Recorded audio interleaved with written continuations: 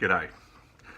My name's Michael Quinn. I'm from the Australian Peacekeepers and Peacemakers Veterans Association. A lot has been happening within our association at the moment, and it has required going to court for clarification. I'll try to give as much background as to what's happened because the veteran community need to know and our members need to know, and there's still stuff to be sorted out. To clarify what's happened in the APPVA, first of all, we need to go back to the start of the whole events. Now, Alan Thomas, the National President of the Peacekeepers, for reasons unknown to the 7 members and still remain unknown to the 7 members, expelled 7 members from the Australian Peacekeepers and Peacemakers Veteran Association. Those 7 members were myself, Michael Quinn, Fiona Quinn, Kevin Ryan, Dave Menz, John McNeil, Rod Thompson and Don Carmichael. Out of these 7 members, I'd like to point out the following positions which were held by these members. I was sitting in the position of National Vice President. Fiona Quinn was sitting as in the position of Treasurer of Victoria. Kevin Ryan was sitting as the National Secretary. Dave Menz was sitting as the State Vice President Victoria. John McNeil was sitting as the Second Vice President to National. Rod Thompson was the National Entitlements Officer. Don Carmichael was the Assistant Secretary at National. In expelling all these 7 members in one hit, Alan was able to push a number of agendas through which, in hindsight, may have been the reason for this expulsion. However, it caused absolutely havoc across the association. After these 7 members were all expelled, an AGM was held in Victoria and a new committee was put into place, elected by the members. When the new committee was put into place, Alan declared that the meeting was an illegal meeting and that it was illegal because there were 7 expelled members who attended that meeting. This is despite a vote of over 35 members at that meeting. He further declared that Mark Horner and Mark Moles were the President and Secretary of Victoria. Mark Horner and Mark Moles falsified minutes, putting them down as the people who were the controlling members of the finances in Victoria. They then attempted to access the funds of Victoria under patriotic funds, which was some $300,000. The Bendigo Bank froze the accounts because it came up as a dispute for them. After this happened, we had our National President forward down minutes and a letter of support endorsing these 2 members to take control of the Victorian funds.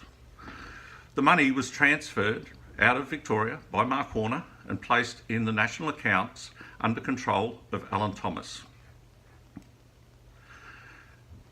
This triggered legal proceedings by the 7 members and by Victoria because effectively the funds had been stolen. With the assistance of Consumer Affairs Victoria, the funds were all frozen in the Bendigo Bank, and this was to be pending a legal outcome by direction of the Magistrates Court. The 7 members took all this to the Magistrates Court, and when it was about to go to full hearing, Alan Thomas then conceded that his actions were illegal and that the rightful executive for Victoria was in fact those members which were voted in at the AGM. Court orders are being written up as we speak and the money is going to be back transferred to Victoria. Alan Thomas never turned up to court to defend any position which he had or any of the actions which he took. He did forward correspondence which basically withdrew all the actions which he did and allowed the court order to be written. Mark Horner and Mark Moles also never attended the court and a decision was made in their absence by the magistrate after presentation of all the evidence. So where to for now for Victoria? Well, Victoria is quite a large ongoing concern, and it has a reasonable amount of funds behind it. It has an operating business. It's been providing welfare and advocacy for numerous veterans, and is going to continue to do so, and will continue to grow. The new President of Victoria, who is Dave Menz, has seen this all the way through and has made sure that Victoria will remain up and running and will continue to grow into the future. So that's Victoria, back on the roads and running, and all is well. However, we still have issues running at national, because even though the court has declared all this and court orders are written, the national president still remains Alan Thomas. Now, Alan Thomas is, since putting all of this out, he has been awarded costs from the court. The costs from the courts have been ordered to be paid by APPVA National to Victoria. We don't know at this stage what's been discussed with Alan, with the other members of the executive, and we don't know who is actually putting this money up. Alan Thomas, at this stage, in order to move forward, needs to call a meeting and put everything on the table and discuss what has happened. After holding that meeting, I think at that point, I think the honourable thing to do would be to step down and walk away, given the trouble he has caused within our association. However, if it was, if his reasons were fair and reasonable, which I fail to see how, it should be explained to the members what's going on. At this stage, a meeting hasn't been called by Mr. Alan Thomas, and neither has he stepped down from his position. We're still waiting for that to happen.